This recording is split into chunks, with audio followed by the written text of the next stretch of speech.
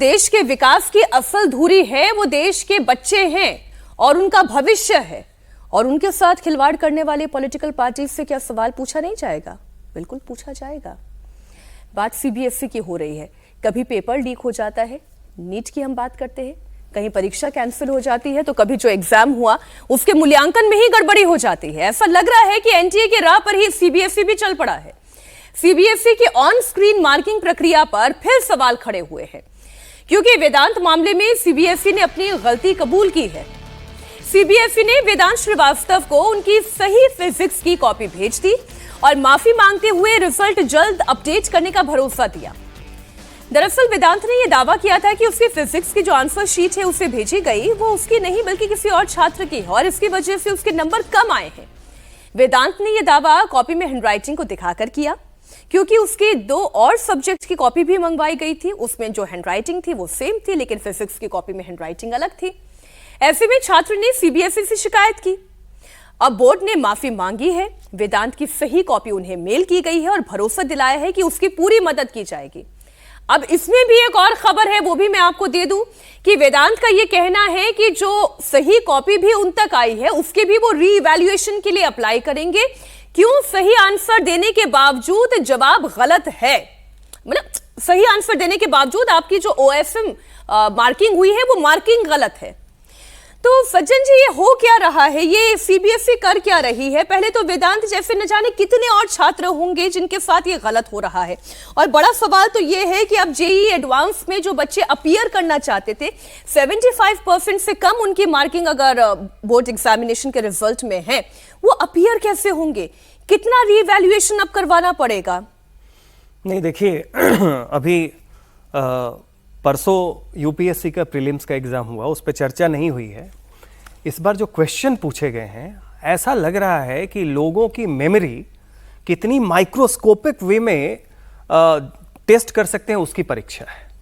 आप पूछ रहे हैं कि यूएन पीस मिशन कब हुआ, उसका अल्फाबेटिकली कितने दिन चला, कब खत्म हुआ। बताइए, रॉट लर्निंग को आप इनकरेज कर रहे हैं। अभी अब बात आ गई, नीट की चल रही थी, अब 12th की आ गई। सवाल एक तो यह है कि आप डिजिटल ट्रांजिशन जो कर रहे हैं मोड को, वो पहले जो चला आ रहा था, सीबीएसई एग्जाम कंडक्ट करने में आज से थोड़े ना, कब से उसकी निष्पक्ष और बहुत ही प्रोफेशनल कंडक्ट रहा है। उसके तुलना में आपका ये दिख रहा है कि बिल्कुल एडहॉक बेसिस पे आप कर रहे हैं।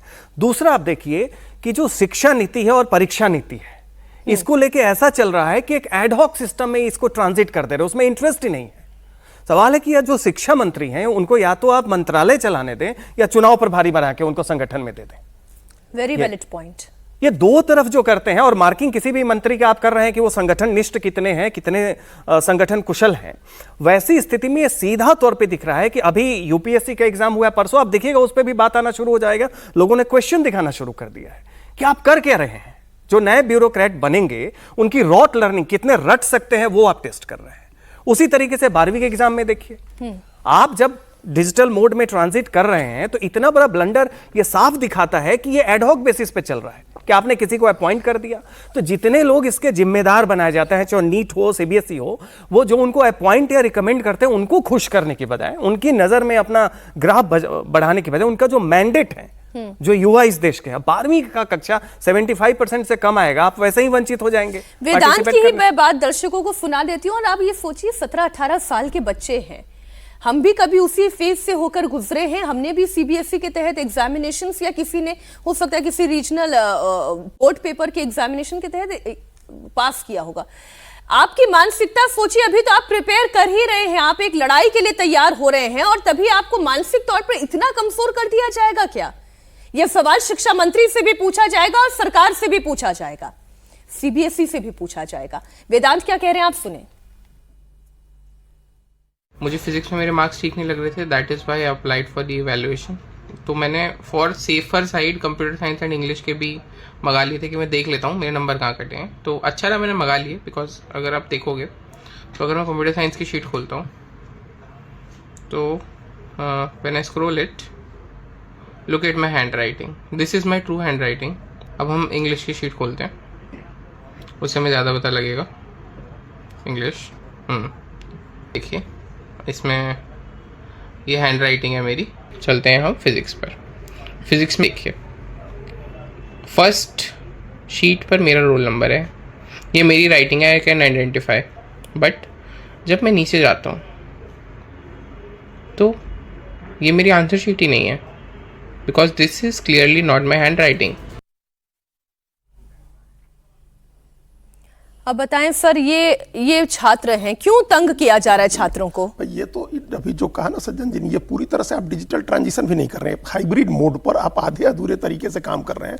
और आप कल्पना करिए, हम लोग 10 कॉपी फोटोकॉपी कराने जाते हैं तो ये खतरा लगा रहता है कि इसका बंच उसमें न, बिल्कुल बिल्कुल, सीरियल नंबर चेक करते हैं। यहाँ 17 लाख बच्चों की 85 लाख से ज्यादा कॉपीज, जिसमें कई करोड़ पेजेज होंगे, उनको आपने स्कैन कराया है। ये नहीं हुआ कि कंप्यूटर पर एग्जाम लिया है, आपने स्कैन कराया है, स्कैन करके अपलोड किया गया है।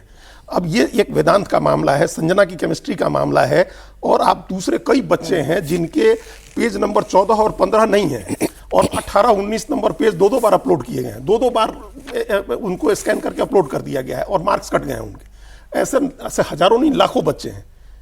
तो उन सब के साथ तो आपने गजब ही कर दिया भैया, कैसा खिलवाड़ किया आपने उनके कि किसी के एक ही कॉपी एक ही पेज 2 बार अपलोड हो गए, किसी के 2 पेज गायब हो गए, किसी के नाम पर दूसरी कॉपी अपलोड हो गई और आपने मार्किंग कर दी। उसके बाद आप इसके रीइवैल्यूएशन के लिए अप्लाई करना इतना कठिन काम रहा।